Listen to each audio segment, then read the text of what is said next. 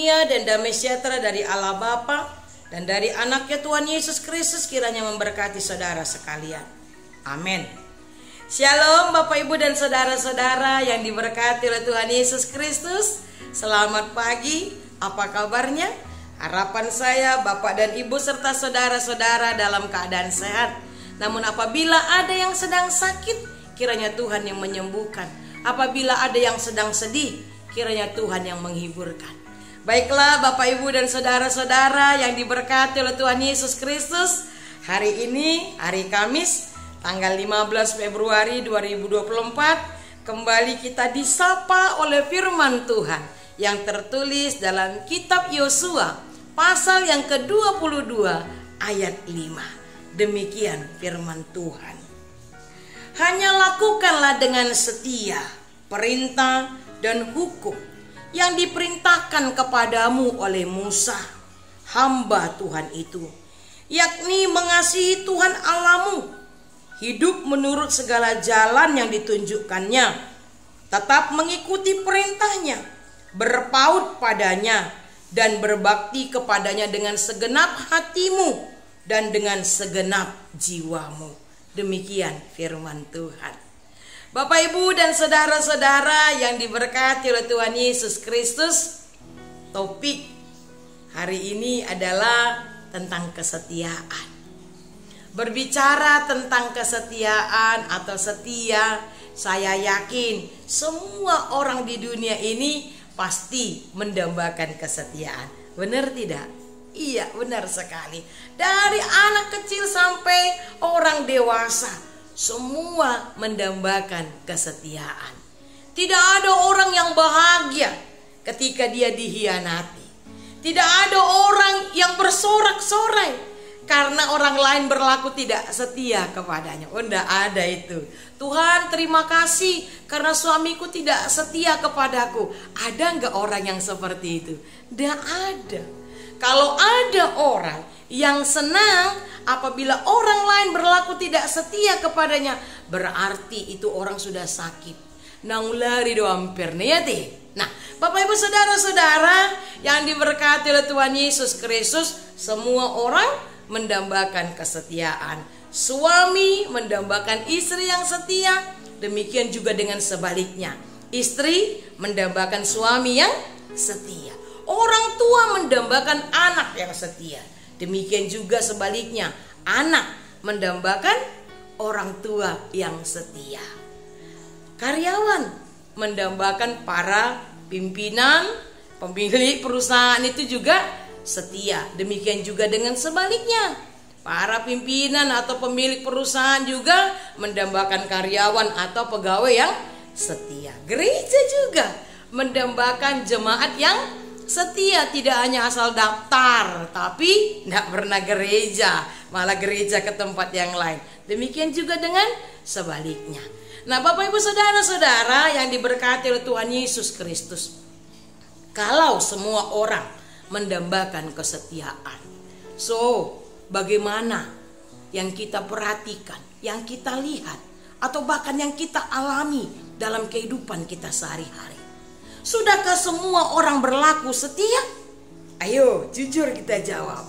Jangan ada dusta di antara kita. Sudahkah semua orang berlaku setia? Jawabnya adalah tidak. Ya kan? Iya. Tidak semua orang ternyata sudah berlaku setia.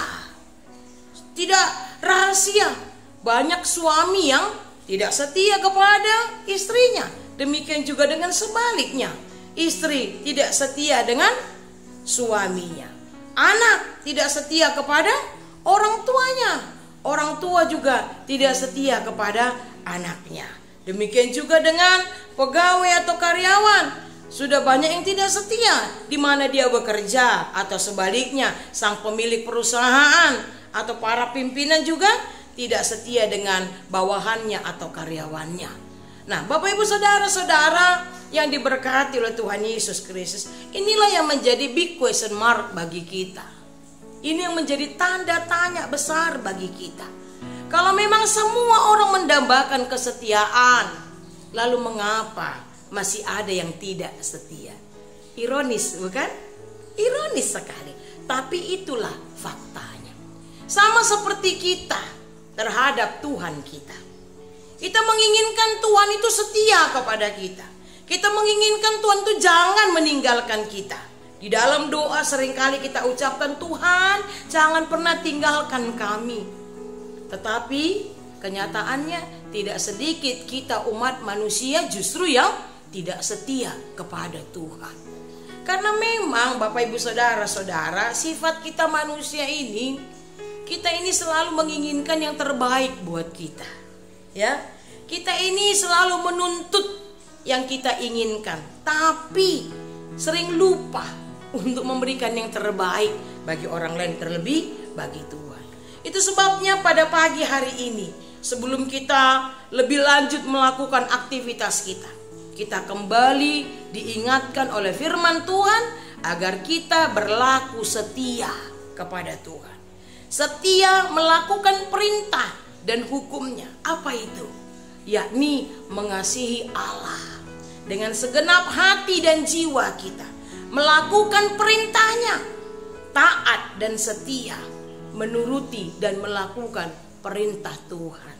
Nah, Bapak Ibu Saudara-saudara, mengapa kita harus setia kepada Tuhan? Yang pertama, karena Tuhan sudah terlebih dahulu setia kepada kita. Benar tidak? Benar sekali.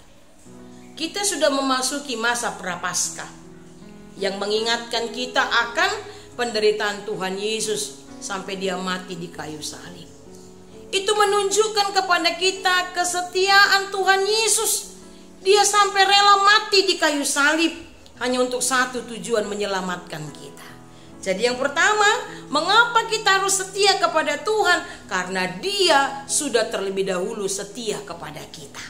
Yang kedua, mengapa kita harus setia kepada Tuhan? Karena kesetiaan kita kepada Tuhan menunjukkan rasa syukur kita kepadanya. Ya kan? Itu sebabnya kalau kita mengucapkan terima kasih, manang pasaton hamalateon, dang didokon asa.